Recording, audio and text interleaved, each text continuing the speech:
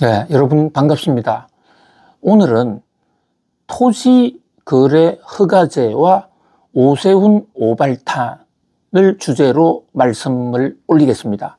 자, 지금 오세훈 서울시장이 토지거래 허가제를 풀었다가 38일 만에 다시 부활시켰습니다. 38일 만에 정책 대전환인데요. 오락가락 갈팡질팡 얘기가 나올 수밖에 없는 대목이죠. 그런데 38일 전의 토지거래 허가제를 그대로 다시 부활시킨 게 아니고요. 부활시키면서 그 폭탄을 훨씬 더 키웠습니다.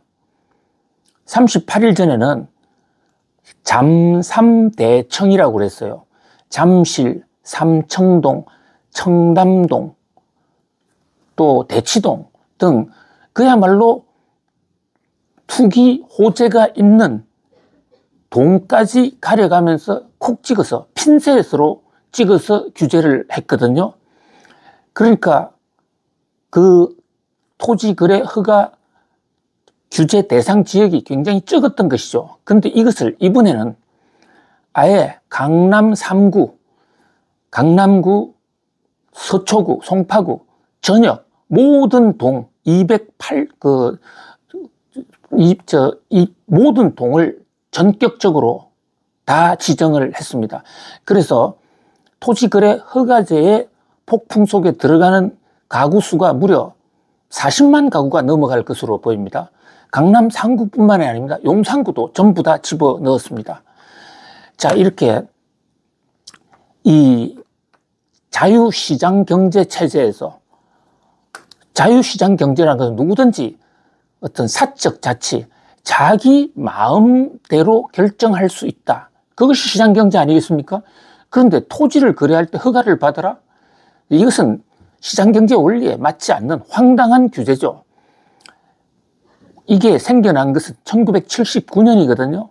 1979년에 당시 박정희 정부 시절에 강남 개발을 할 때 강남을 개발을 해서 도로도 만들고 집도 지어야 되는데 땅이 필요하지 않습니까? 그런데 개발 정보가 나가면 땅 투기를 하기 때문에 땅에 대해서는 거래 허가제를 준다. 이게 1979년 나온 제도입니다. 근데 당시는 도시 공공개발을 해 들어갔기 때문에 나름대로 명분이 있었고 또 주택이 아니었잖아요. 당장 사람이 살고 있는 곳이 아니었기 때문에 토지거래 허가제 그런 대로 명분이 있었다고 볼 수가 있겠습니다. 그런데 우리가 지금 쓰고 있는 토지거래 허가제는요, 주택에 대해서 때리고 있는 겁니다. 도시 개발을 또 하는 것도 아니잖아요. 오로지 부동산 가격을 막아보자 해서 부동산 가격을 막기 위해서 소유권자나 살려고 하는 사람에게 그 어떤 이 사적 자치 권한을 박탈하는 거죠. 내 집을 내 마음대로 팔지 못한다? 내 돈으로 어떤 지역을 사지 못한다? 이것은 사유재산권에 관한 중대한 침해고 사적 자체에 대한 도전이죠. 특히 이 토지 규제 허가제라는 명분 아래 실제로는 아파트를 때려잡고 있는 것이거든요. 자, 아파트라는 것은 그 밑에 사실 땅이 공유 지분에 불과합니다. 지분만 조금 있는 것에 불과합니다. 그러니까 정상적으로 하려면 아파트 거래 허가제라고 하든지 그래서 국민적인 동의를 받아서 법을 만들든지 그것도 아니고요. 70년대에 서울을 막 팽창해 나갈 때 그때 도시 공공개발할 때 쓰던 그 토지 거래 허가제들을 경광부회식으로 갖다 끼워 넣기. 그래가지고 국민들에게 엄청난 피해를 주는 것이죠. 이것을 지금 현재의 바로 주택을 때려잡는 그러면서도 이름은 토지 거래 허가제로 되어 있는 이 정책은 2020년에 본격적으로 서울 강남 지역에 때렸습니다. 자, 그 당시 2020년 문재인 정부 때 당시 국토부 장관 김현미 부동산이 빵이라면 밤새 만들 수도 있으련만 하던 그 유명한 김현미 장관이 취한 조처인데요.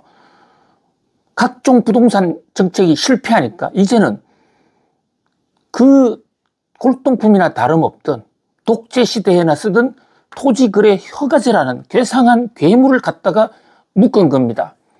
그렇기 때문에 토지거래 허가제 같은 제도는 없어져야 된다. 이것이 대부분 경제학자들의 한결같은 생각이에요.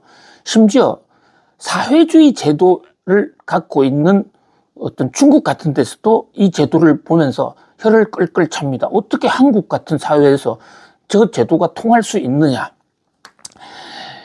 그래서 오세훈 시장도 아마 서울시장 선거에서 본인이 당선되면 이거 없애겠다라고 이제 호언장담 공약을 했었더랬죠. 자, 그런데 차일피일 미루다가 갑자기 윤석열 탄핵이라는 변수가 생겼습니다. 그러다 보니까 이제 대선이 앞당겨질지도 모른다라고 대선 주자들이 좀 조바심이 생긴 겁니다. 오세훈 서울시장 임기가 좀 남아있긴 한데 만약에 탄핵된다면 60일 내에 대선을 해야 되지 않습니까? 그러다 보니까 이것은 뭐 시장의 합리적인 추측인데요. 자기가 공약했던 걸 제대로 재임 중에 달성하지 못했다라는 그 꼬리표가 따라다닐 것을 걱정한 오세훈 시장이 전격적으로 좌고우면하지 않고 경제적 후폭풍 별로 생각하지 않고 그냥 해제한 것이 아닌가. 그런데 공교롭게도 이 해제하는 시점이 금리 인하기란 말입니다. 통화가 풀리고 있는 시점입니다. 이게 맞물리면서 부동산이 폭발을 해버린 겁니다.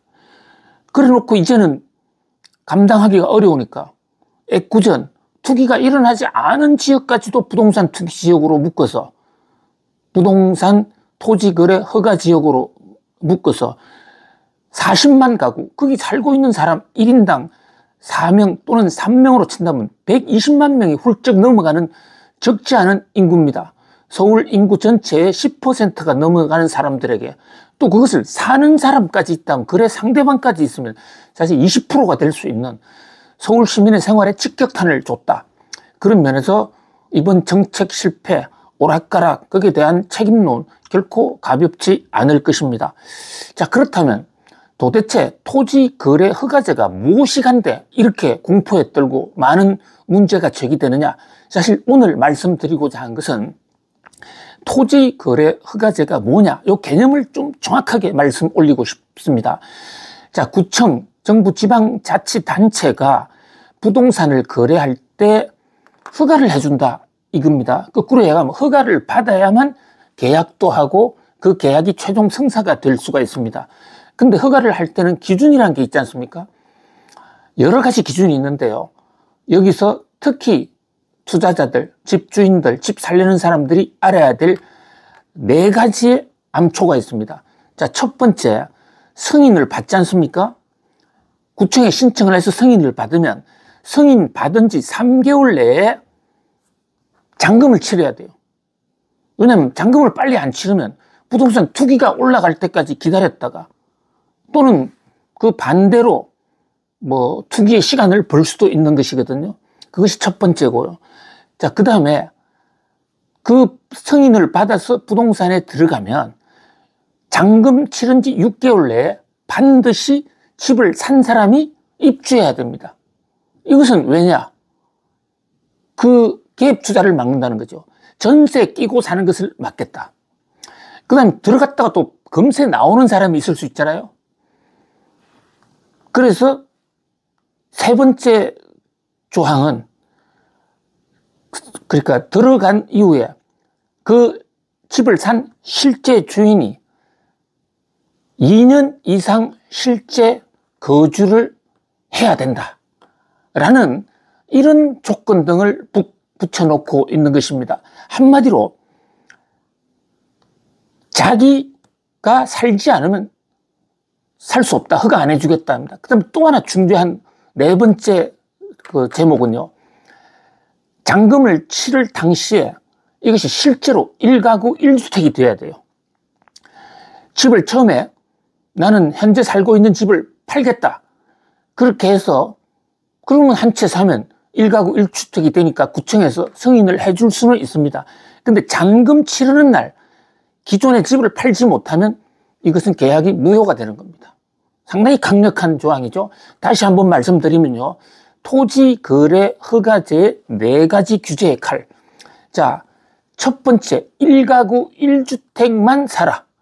그래서 잔금 치르는 날에 실질적인 1주택이 아니면 새로 사는 집을 포함해서, 거꾸로 얘기하면 새로 사는 집 외에는 다른 집이 하나도 없어야 된다. 무주택이어야 된다는 겁니다. 이 조항이 가장 큽니다. 토지거래허가제의 가장 무서운 조항, 첫 번째, 무주택자여야만 된다. 집이 있는 사람은 집을 살 수 없다. 꼭 집을 살려면 잔금 치르는 날까지 집을 팔아야만 인정. 그 다음에 두 번째는 잔금 치르고 나서 6개월 내에 들어와야 돼. 외국에 있든지 또는 자기가 다른 집에 살고 있든지 이유 불문 들어와야 됩니다. 안 들어오면 계약 무효되고 형사처벌까지 받을 수 있습니다. 자, 뿐만 아니라 들어왔다가 바로 나가면 또 안 돼요. 그로부터 2년은 실거주, 반드시 1가구 1주택으로 실거주해야 됩니다. 굉장히 어려운 조건이죠. 이 전 세계에 이렇게 집을 사고 파는데 이렇게 너 반드시 거기 살아. 몇 년 살아. 이런 조항을 두는 나라가 없죠. 자, 또 하나는 바로 계약을 맺으면 3개월 내에 잔금을 치러. 승인 유효기간이 3개월밖에 안 된다는 얘기예요. 이 엄격한 4가지 조항. 이렇다 보니까 그동안에 헌법재판소의 위헌 시비를 비롯해서 각종 논란이 있었거든요. 자, 이게 또 말로는 토지거래허가 제도라고 해놓고 실제로는 토지도 없고 집은 조금 있는 아파트를 대상으로 한다. 이것은 명실이 상부하지 않습니다. 좀 꼼수다 이거죠. 정말로 주택 거래를 규제하고 싶으면 이름도 주택거래허가제로 바꾸고 거기다가 요건도 좀 합리적으로 맞춰야 되지 않겠습니까? 자, 어찌됐든 이 토지거래허가제가 지금은 그 오세훈의 오발탄으로 인해서 좀 전에는 강남 3구, 잠삼, 대청 아주 일부 지역에만 적용되었던 것이 이제는 강남 3구 전체, 용산구 전체로 확대됐다. 그러니까 오히려 부동산 정책에 실패했다고 비판을 듣고 있는, 또 그렇게 욕을 하고 있는 오세훈 시장이 또는 윤석열 대통령이 문재인 정부를 향해서, 김현미 정부를 향해서 부동산 정책 실패, 부동산 바보들이라고 얼마나 비판을 해왔습니까? 그 정부보다도 오히려 더 확대된 무지막지한 지금 토지거래허가제라는 폭탄을 터뜨렸다. 그것도 오락가락했다. 이런 면에서 정말 정책 실패의 참사다라는 얘기를 할 수밖에 없는 것이죠. 물론 38일 만에 부작용이 있을 것 같으니까 뒤집은 거, 그것은 뭐 나름대로 용기가 있었다. 만약에 이걸 그대로 갔다면 진짜 부동산이 대폭등이 올 수도 있었거든요. 그런 면에서 용기가 있다고 할 수는 있지만, 그러나 첫 번째, 자, 38일 전에 이것을 해제할 때 과연 그 부작용도 생각하지 않았다? 그 다음에 거시경제 여건, 금리가 인하되고 있는 시점이라든지 부동산 토지거래허가제를 해제할 시점이 오세훈 시장 취임에 여러 번 있었더랬습니다. 강력하게 금리를 올릴 때 그때 했었으면 지금 같은 부작용 안 나타났을 것입니다. 그런 면에서 실기했다. 오히려 탄핵으로 조기 대선이 치러질지도 모른다는 그런 강박감 속에서 오로지 표만 노리고 정부 정책을 볼모 삼았다. 그런 면에서 비판은 뭐 상당히 맞아도 싸다. 이렇게 평을 할 수밖에 없는 것이죠.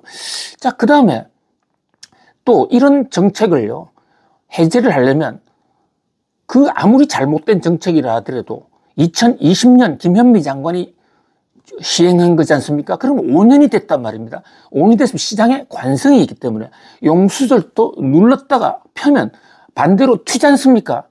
그 튀는 것에 대한 부작용을 생각을 해서 이를테면 뭐 금리 인하기를 피한다든지, 또 한 걸음 더 나아갔어요. 부동산의 수요와 공급, 서울시의 공급 물량이 좀 많을 때 이런 정책을 취했다든지 이런 어떤 배려가 있어야 되는데, 공교롭게도 올해 지금 서울시 부동산 신규 주택 공급이 최근 10년 내에 가장 적습니다. 그러니까 악재라는 악재는 한꺼번에 다 끌어다가 부동산 가격이 폭발할 수 있는 기름이 쫙 퍼져 있는 상태에서 오세훈 시장이 토지거래 허가제 전격 해제라는 불을 집어 던졌다. 아무런 대책 없이. 토지거래 허가제 자체를 해소하는 것에 대해서 그 자체를 비판하는 것이 아닙니다. 우리가 집에 난방불을 갖다 놓더라도 옆에 소화기도 갖다 놓고 여러 가지 다양한 안전장치를 갖다 놓고 취해야 되는 거 아니겠습니까? 어쨌든 토지거래 허가제도가 앞으로 당분간 우리 부동산 시장, 아니 우리 경제정책에 상당한 변수가 될 것 같습니다.